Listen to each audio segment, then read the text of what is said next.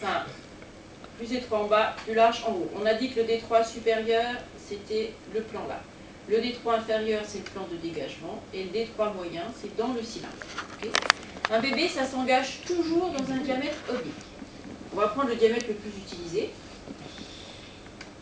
Le plan de l'engagement, c'est quand la plus grosse partie, le plus grand diamètre de la tête du bébé a franchi le premier plan. Voilà.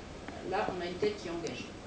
Ensuite, cette tête, au contact d'un muscle qui s'appelle la plaque des releveurs de l'anus, elle va effectuer une rotation. Elle va arriver sur la plaque des releveurs et elle va faire clac et hop.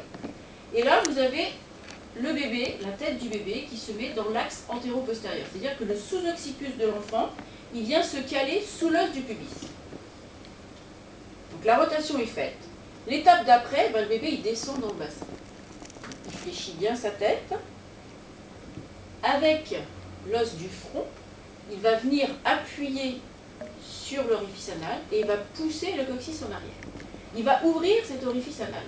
D'où les envies de pousser, les envies d'aller à la selle que les dames vous disent. Ça correspond à ça en fait. Ensuite, une fois que l'orifice anal est ouvert, le dégagement de la tête du bébé, ça va être en fait une rotation de sa tête autour de l'os du pubis. Il va remonter vers la vessie et au passage étirer le muscle du périnée. Donc un bébé, ça naît en regardant par terre, comme ça. Et là, pour l'instant, il a toujours les épaules dans l'axe horizontal. Pensez bien que s'il laisse ses épaules comme ça ne passera jamais. Une fois que la tête est sortie, on a ce qu'on appelle le mouvement de restitution. On laisse le bébé tourner la tête du côté où il avait mis son dos quand il était dans le ventre de sa maman. Donc il va tourner sa tête comme ça. Ça, on le laisse faire. Et au moment où il tourne sa tête, forcément, les épaules, sur un vrai, forcément, les épaules tournent avec. Et on a un bébé qui est prêt, là, à sortir ses épaules. D'accord? Alors après, qu'est-ce qu'on fait? Là. Nous, on prend nos deux doigts comme ça. On met un doigt sous le menton et un doigt sous l'occiput, comme ça.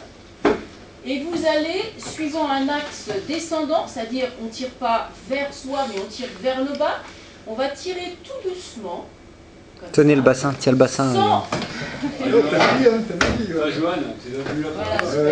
Voilà.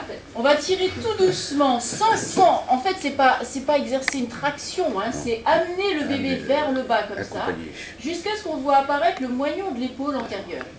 Une fois qu'on a vu ce moignon de l'épaule, on va relever doucement le bébé, donc l'axe maintenant il change, il va vers nous, jusqu'à voir apparaître au niveau de la vulve, du bas de la vulve, le deuxième moignon. Et là, on a nos deux épaules qui sont sorties, donc on va pouvoir tirer dans l'axe. D'accord ?